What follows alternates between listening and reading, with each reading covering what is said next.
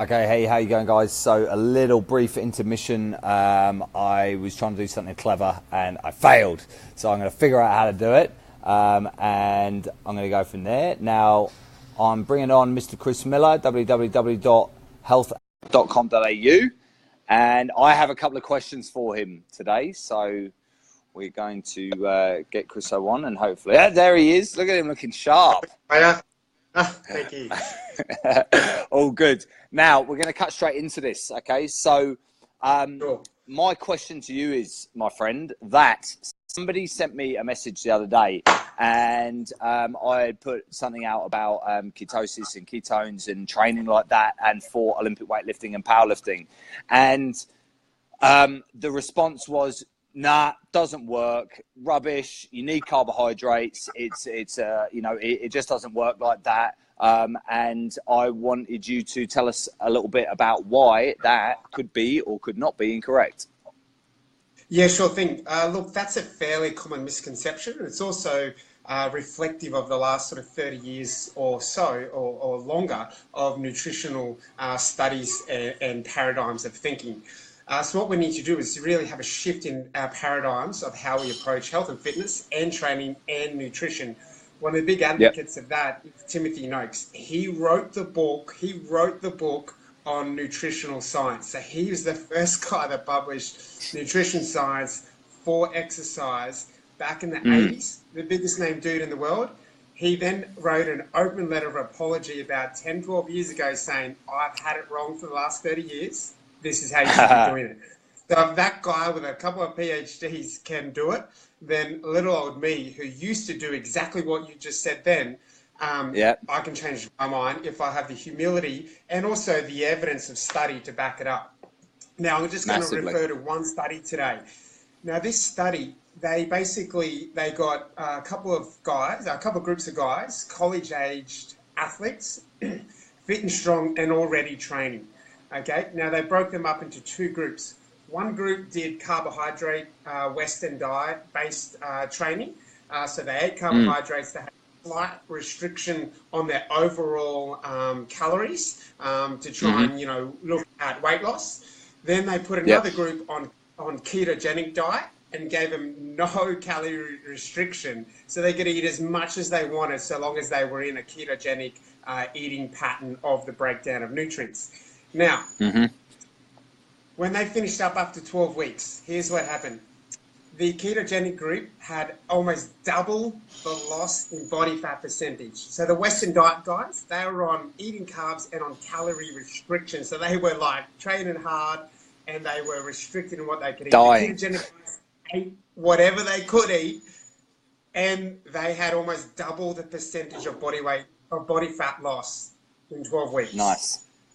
The lean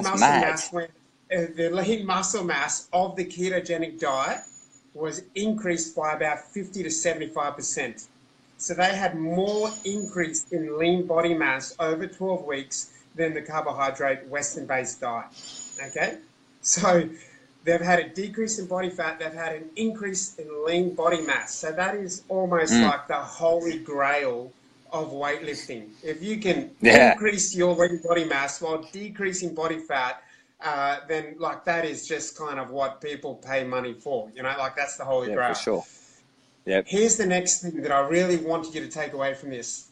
The ketogenic group, they had an increase in testosterone levels, so your muscle building alpha hormone, that was 3 to 4 times higher than the Western diet group.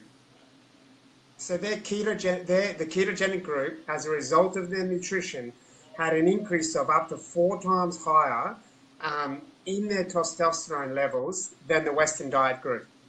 Now, why That's that insane. is saturated fat, one of the main energy substrates in the ketogenic diet, is the precursor to your anabolic hormones. So by eating that ketogenic diet, they had an increase in their anabolic hormones, and the primary anabolic hormone is testosterone. So these guys were having surges in their testosterone that were huge compared to the Western diet group that didn't. All right, so if you can then look at, performance-enhancing drugs, testosterone is, number one. It's up there. It's up there. And these guys were having a boost in that naturally and safely as a result of their diet. So we had a decrease in body fat percentage. We had an increase in lean body mass. We also had an increase in testosterone levels.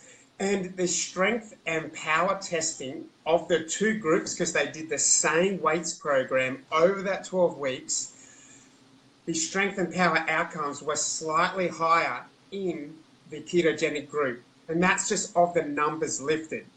What you then have to read into that is this, is that they had a decrease in body fat percentage and a slight increase in muscle. So that those then numbers of lifting, because they finished up at a lower body weight, that then increases the scale of percentage of improvement of that lift. If I'm 80 kilos and I can bench press 80 kilos, I'm going to call that 1 for 1.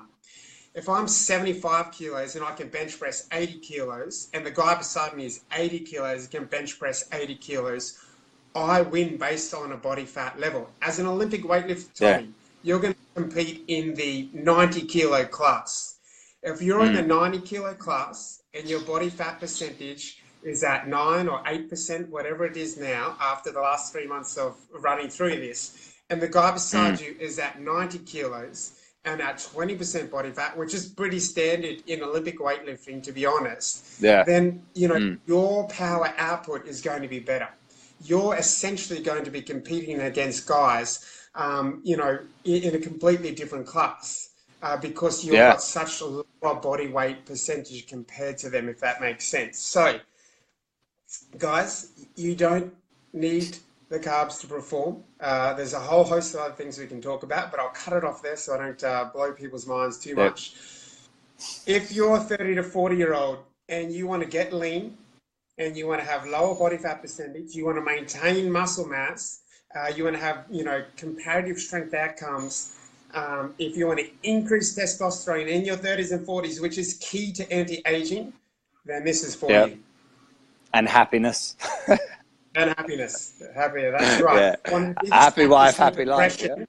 If one of the biggest factors for depression in 30 to 40-year-olds, and we can get into this, in males is low testosterone. It's one of the biggest causative factors, associated factors, correlative factors. So if we can hugely increase your testosterone without doing the, you know, the new big thing, which is anti-aging hormone replacement therapy, you can do it through diet. You're going to save yourself thousands of dollars a month on hormone therapy, and you're going to fix up yourself mentally, or at least address one of the issues that's causing that. But maybe that's something we can talk about tomorrow. Let's do it. Let's talk tomorrow. All right, so you all heard it here. Ketones are better for strength and power, hands down. You sold it. I'm going to forward this video on to the person that sent me a lovely message. All right, peace out. We'll talk to you tomorrow. See you soon. Bye, guys. See ya. Bye.